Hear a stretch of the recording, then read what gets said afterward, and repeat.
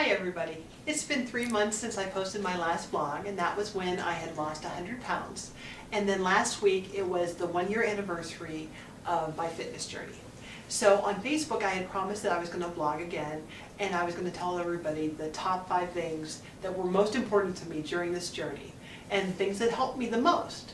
So number 1 is keeping a food diary. And I have a smartphone, so I just looked up food diary in apps and I downloaded one.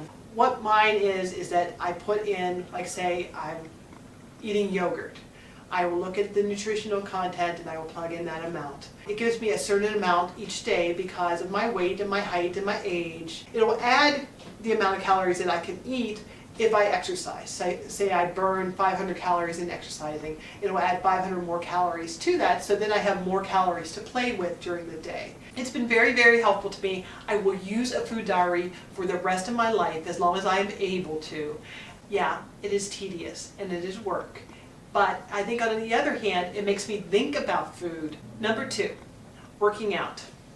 Now, I have turned into a workout junkie. I work out at least 5 days a week. I don't always love getting up and doing it, but I'm so glad when I do it. I started out, as I said in my last vlog, we had gotten a Wii for Christmas, and then my daughter bought Wii Fit Plus, and this sort of started the whole ball rolling with me getting exercise, deciding that, hey, I'm losing weight, I'm feeling better, and I worked out with Wii Fit for months and months and months, like all through last winter into the spring. And then when the spring hit and good weather, my husband and I started going out bicycling. And we would bicycle for at least 30 miles, you know, and it didn't start out 30 miles. I think the first time we went out, did 18. And we were like so impressed with ourselves and everything. And then each week we tried to do more. So it kind of built up into this thing that we could spend time together, which was fantastic. Another thing I started doing is running. I did a 5K Thanksgiving Day and kind of surprised myself. The 8 weeks I did leading up to that, I trained and trained and trained, and I did the 5K no problem. And then this year my goal has been to maybe do another 5K, a 10K, and there's been some talk about doing a marathon. I don't know. You know, is that me? I don't know.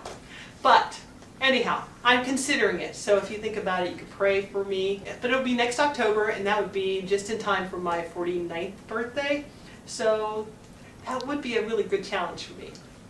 I don't know. I still use the Wii and the Wii Fit to track my progress as far as my BMI and my weight loss and everything. And that's what's really cool about it, because every time that you use it, they want you to do a body test, and that incorporates everything. So I can look back a year and see where I was on a particular day. I just started using these Walk Away the Pounds. It's Leslie Sassone. She's a little aggravating, but you know what? She's still, I can tell she has a really good heart, and it is a really good workout. I really sweat a lot when I'm doing it, and I get my heart rate up, which is a good thing, and I really push myself to do it. That's it, bottom line. You gotta get sweaty, and you gotta feel like you're pushing yourself a little bit. I don't think you can just diet and lose weight, especially when you have a significant amount of weight to lose. And then when you have just a teensy little bit of weight to lose, like 10 pounds, 15 pounds, I think it's almost impossible just to do that with diet. I think you have to exercise. Number 3. I think of food as fuel for my body. I love to eat. I really do. I have an obsession with food. I really do. But since I've started this, I've been trying to eat as healthy as possible. And I think I look at food and I say, what is that going to do to my body? Is that going to fuel my body long term, or is it going to fuel my body for the short term? Constantly at work, because I work with all guys and everything, people are always bringing us plates of cookies or bringing stuff in or whatever, and we always have food in the office. So during this whole journey, for me, it's been a really good test of self-control. And I think the more that you exercise self-control, the better you get at it, just like any other exercise. Also, when you look at the plate of cookies or whatever, I know with these guys, they're not going to be there very long. Those cookies are going to be gone at 15 minutes tops. Can I hold out for 15 minutes? Yes, I can hold out for 15 minutes. Going along with that is eating regular meals. I was horrible when I was fat about eating regular meals. I hardly, well, never ate breakfast. A lot of times for lunch at work or whatever, I would just work through it. I would just be like, whatever, and I'd be fine. I'd go hours and hours at a stretch without eating. But then when I get home from work, then it would be just like a constant thing of, I'm starving, I haven't eaten all day. I'm really a proponent of eating regular meals and eating frequently during the day. And it goes along with your food diary of plugging things in. A couple things that I have found that really help me a lot. Greek yogurt, I love it. It's 0% fat, but it has 47% of your protein for the day. You can have half of this container as a serving.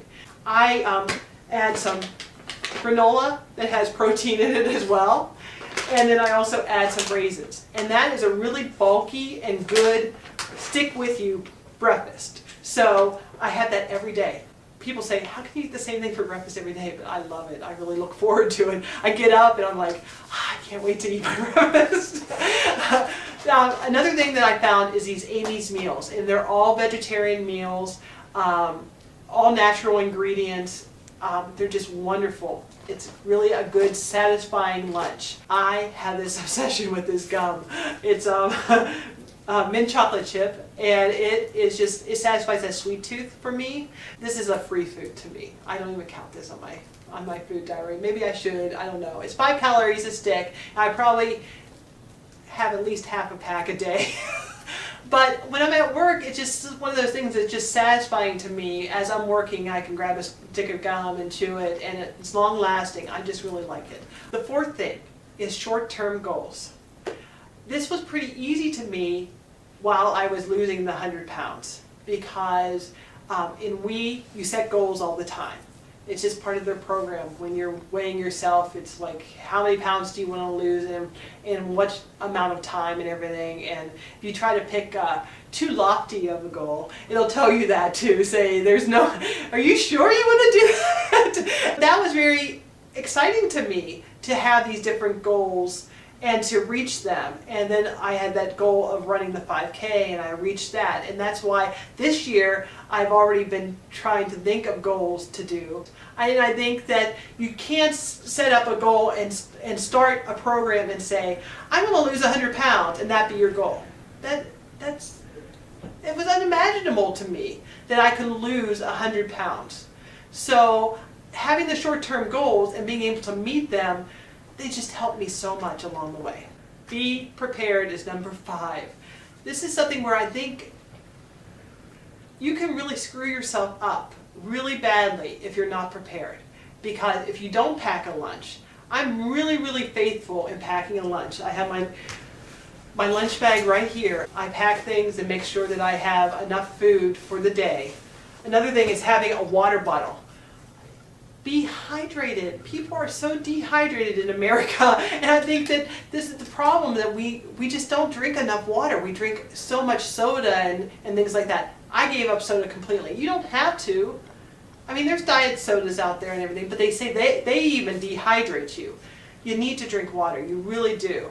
I'm not going to tell you how much you should drink because there's different studies about that. I just think you need to drink more water probably than you're drinking right now. I always pack snacks.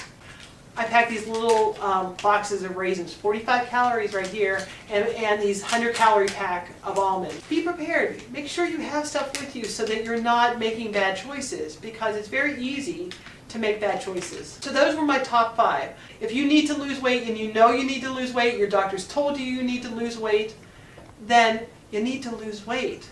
And you need to be serious about this and take this seriously.